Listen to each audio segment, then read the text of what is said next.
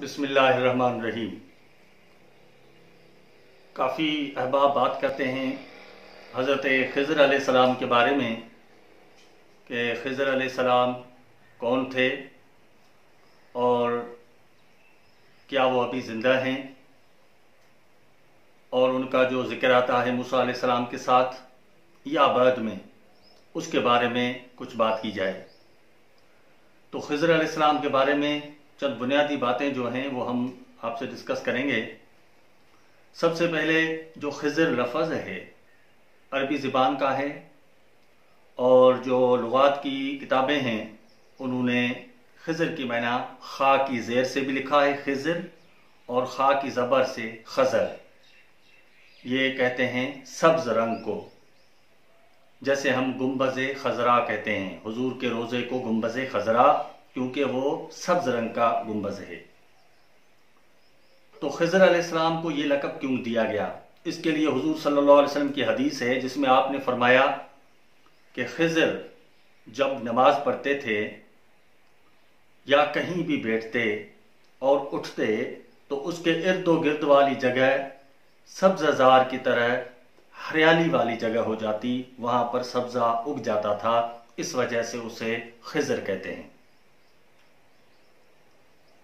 उसका नाम क्या है और वो किसकी औलाद से हैं, उसके बारे में बहुत सारी किताबें हैं। तफसीर कुर्तबी है, तफसीर रूहुल मानी है, और अल बिदाया व निहाया अल्लामा इब्न कसीर की बहुत बड़ी किताब है। उसका पहला जिल्द जो है उसमें इस मौजू पर काफ़ी बहस है। वो कहते हैं कि खिज़र जो हैं वो नूह अलैहिस्सलाम के बेटे साम की औलाद से थे, और 7वीं पुश्त में साम के बाद खिज़र अलैहिस्सलाम का जन्म हुआ। उनका जो लक़ब है वो अबुल अब्बास था। बाकी उसके नाम जो हैं उसमें इख्तिलाफ है।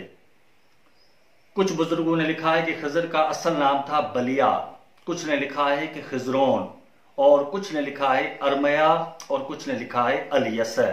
ये खिज़र के असल नाम हैं। उसके वालिद का नाम मलकान है, जो अपने वक्त के एक बादशाह थे। खिज़र का इल्म कितना है? अल्लाह ताला ने उसको इल्म दिया है जो 7 आसमानों 7 ज़मीनों को मुहीत है,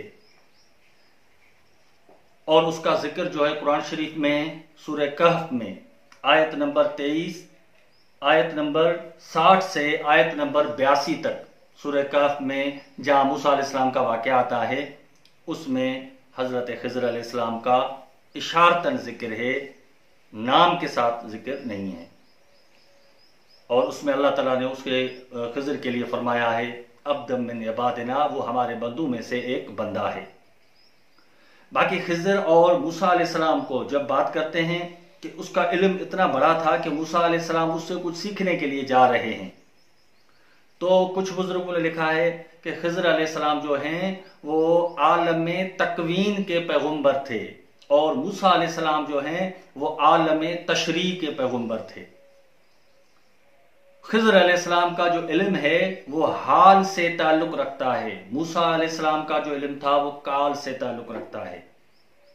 खिज़र का जो इल्म था वो बातिन से ताल्लुक रखता है, और मूसा का जो इल्म था वो जाहिर से ताल्लुक रखता है। इस वजह से खुदा ने मूसा को वहां भेजा था ताकि वो कुछ सीखे खिज़र अलैहिस्सलाम से। बाकी खिज़र के लिए यह मुत्तफ़क़ा है कि वो जिन नहीं है, वो फरिश्ता नहीं है, बल्कि वो इंसान है। और इलियास अलैहिस्सलाम का जिक्र खिज़र के साथ आता है। कुछ बुजुर्गों ने यह लिखा है कि इलियास और खिज़र दोनों भाई थे।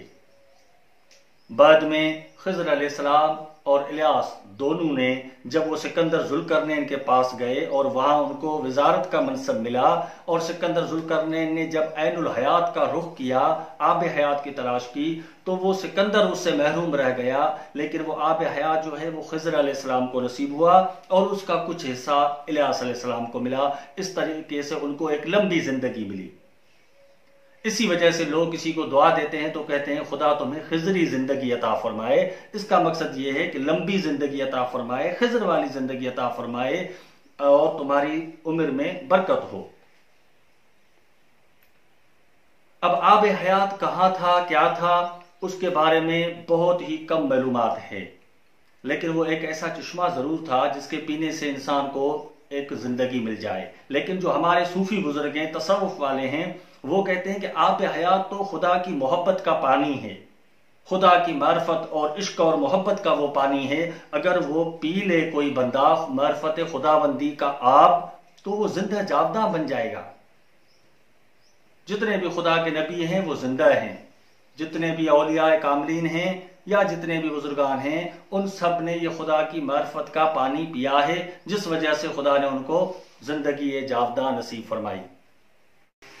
اب خضر علیہ السلام ابھی تک زندہ ہیں یا نہیں ہیں، اس پر کافی باتیں ہوئی ہیں، اور ہمارے جو بڑے علماء ہیں ان میں سے فقہ حنفی کے جو سب سے بڑے عالم ہیں، شارح بخاری ہیں، علامہ بدر الدین عینی، اس نے عمدۃ القاری میں بحث کیا ہے، اور وہ قائل ہیں کہ اس ٹائم بھی خضر علیہ السلام زندہ ہیں۔ اور فقہ شافعی کے جو علماء ہیں ان میں سے امام شرف الدین نووی رحمۃ اللہ علیہ، اس نے شرح مسلم شریف میں اس چیز کو اجاگر کیا ہے کہ حضرت خضر علیہ السلام زندہ ہیں۔ لیکن کچھ ایسے علماء ہیں جنہوں نے حضرت خضر کی زندگی کا انکار کیا ہے، جن میں تفسیر روح المعانی کے جو عالم ہیں علامہ محمود آلوسی رحمۃ اللہ علیہ، اس نے بحث کی ہے کہ خضر علیہ السلام اب زندہ نہیں رہے۔ لیکن ایک حدیث میں آتا ہے کہ حضور صلی اللہ علیہ وسلم کی خضر سے ملاقات ہوئی تھی، حضرت ام سلمہ کی روایت میں آپ صلی اللہ علیہ وسلم نے بی بی ام سلمہ کو بتایا کہ یہ جو فلاں شخص بیٹھا ہوا ہے یہ خضر علیہ السلام ہے۔ باقی خضر علیہ السلام کی زندگی کے بارے میں علماء نے بہت ہی تفصیل سے بحث کیا ہے۔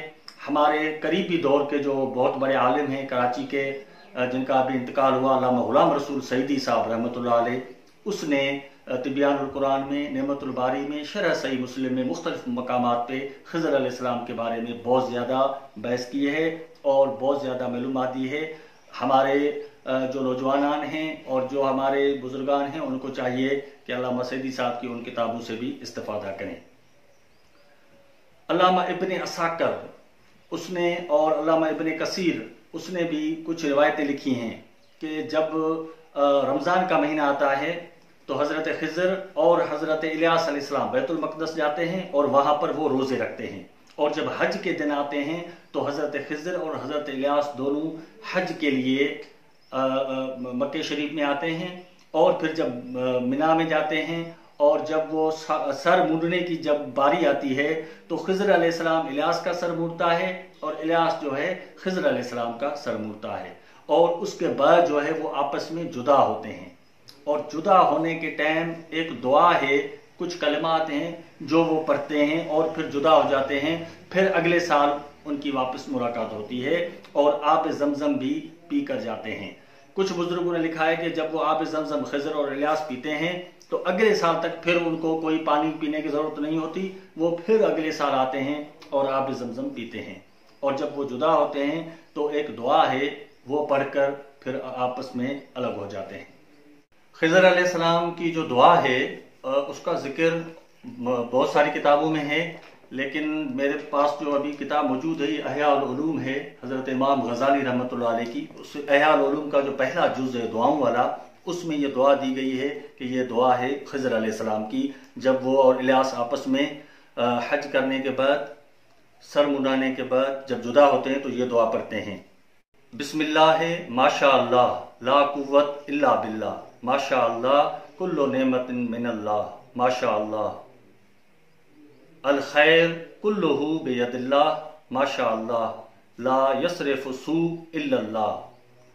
یہ دعا کہنے کے بعد امام غزالی لکھتے ہیں کہ اگر کوئی شخص صبح کو یا شام کو 3 دفعہ یہ دعا پڑھے تو اللہ تعالیٰ اسے آگ میں جلنے سے، دریا میں غرق ہونے سے، یا کسی برے حادثے اور کسی بڑی بیماری سے اللہ تعالیٰ محفوظ فرمائے گا۔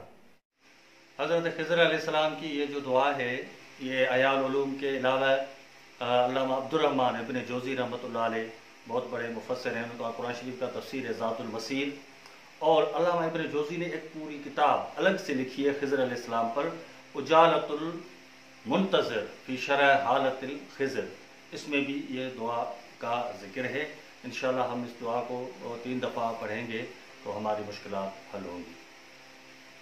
حضرت خضر علیہ السلام کے بارے میں جو آخری بات میں کہنے جا رہا ہوں، وہ علامہ ثناءاللہ پانی پتی رحمۃ اللہ علیہ کی تفسیر ہے، تفسیر مظہری، اس میں انہوں نے یہ بات لکھی ہے کہ ایک دفعہ کسی شخص نے امام ربانی شیخ احمد سرہندی رحمۃ اللہ علیہ کی خدمت میں یہ سوال کیا کہ آیا خضر اور الیاس زندہ ہیں یا نہیں ہیں؟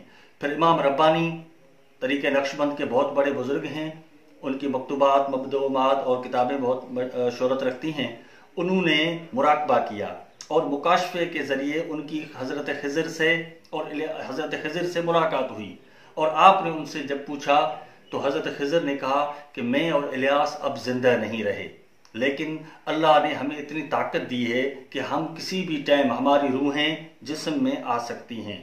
پھر ہم کیا کرتے ہیں، کسی شخص کو علم لدنی دینا ہے تو ہم اس کو علم لدنی پڑھاتے ہیں، کوئی شخص راستے سے بھٹکا ہوا ہے اس کو ہم راستے سے لگاتے ہیں، کوئی نیک انسان کسی پریشانی میں گھرا ہوا ہے تو ہم کسی نہ کسی طریقے سے اس کو پریشانی سے نکال کر اچھا راستہ دکھاتے ہیں، اور یہ ہمارا سلسلہ قیامت تک چلتا رہے گا۔ یہ بات تفسیر مظہری میں لکھی گئی ہے اور اسی بات پر ہم اس موضوع کو ختم کر رہے ہیں۔ اللہ تعالی ہم سب کو عمل کی توفیق عطا فرمائے۔